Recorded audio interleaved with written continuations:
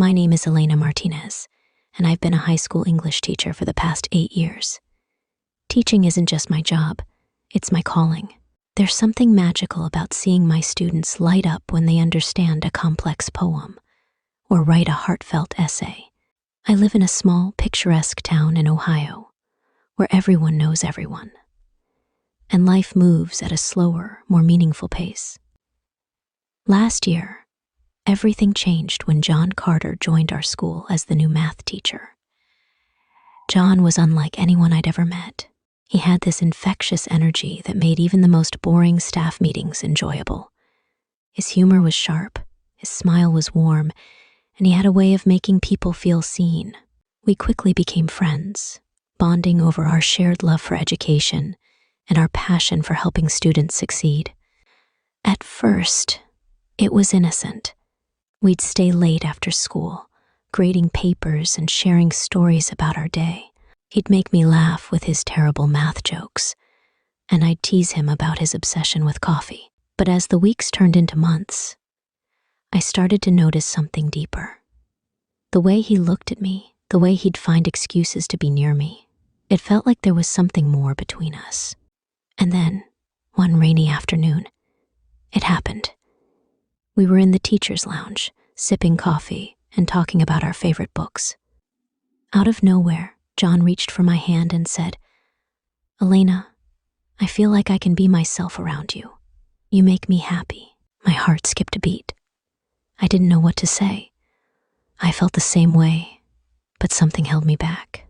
I didn't want to ruin our friendship or make things awkward at work. So I smiled and said, "You make me happy too, John." From that day on, we grew even closer. We'd sneak glances at each other during staff meetings, share lunch in the cafeteria, and text late into the night. It felt like the start of something beautiful, but there was one thing I didn't know. John was married. He never mentioned his wife, Olivia, not once. I assumed he was single, just like me.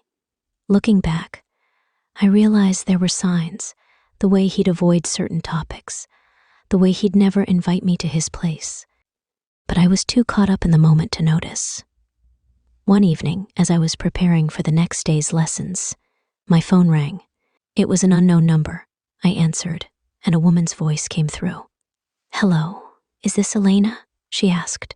"Yes, this is she," I replied, my heart suddenly racing. "My name is Olivia Carter. I'm John's wife."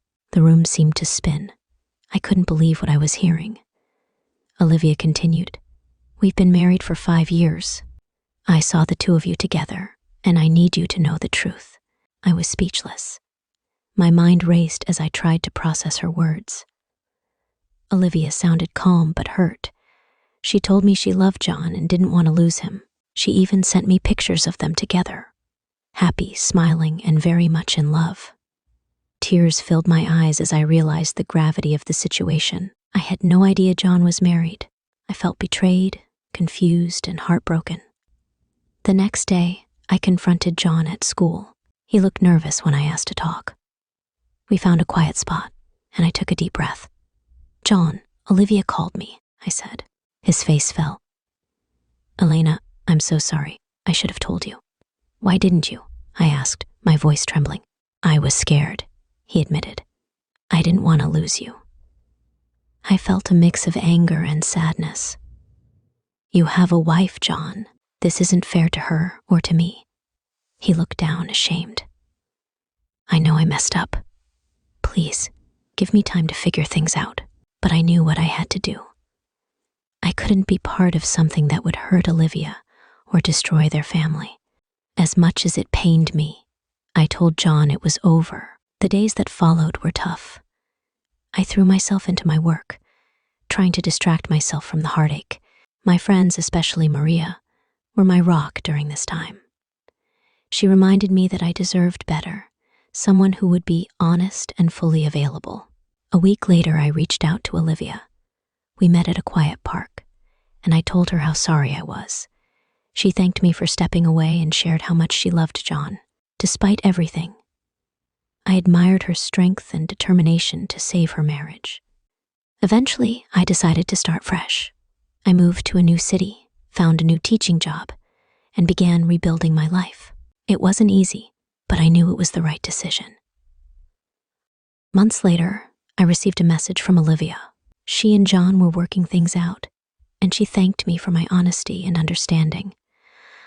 I felt a sense of closure, knowing I had done the right thing. As I walked through the park one evening, I realized how far I'd come.